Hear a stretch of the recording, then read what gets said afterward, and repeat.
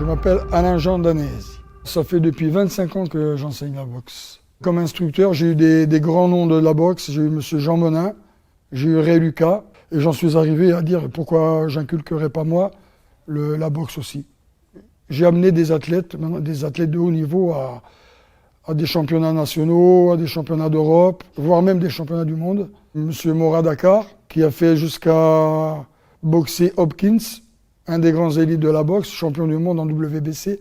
J'ai eu Belati Akar, son frère, en championnat de France. Oui, je pense que j'en ai une avec Morad Dakar. C'était à Milan contre Sanavia, qu'on appelait le Tyson blanc à l'époque.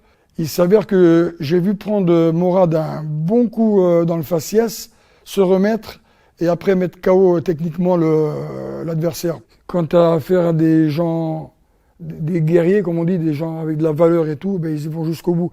Ils peuvent être perdus à un moment donné, mais ils ont la force de revenir en jeu, en fait. J'aime les emmener courir, j'aime leur faire du sport, voir ce qu'ils sont, parce que si tu es généreux, on va le voir sur le ring, tu seras pareil dans la vie.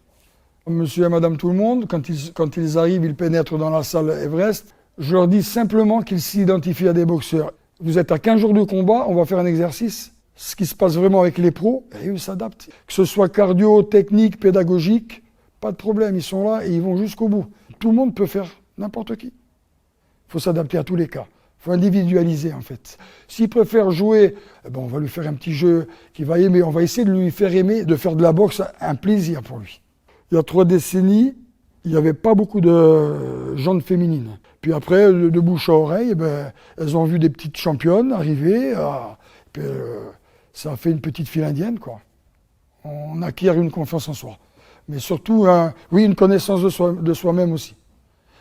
Moi, ma Corse, je l'identifierais comme un rocher dans la mer. C'est une île où on va puiser des ressources, et on se ressource, on la vit, on la respire, on en pleure, on en rit. C'est mon île. C'est une seconde mer, la Corse. Il y aurait un triptyque, l'identité, la culture et la joie de vivre.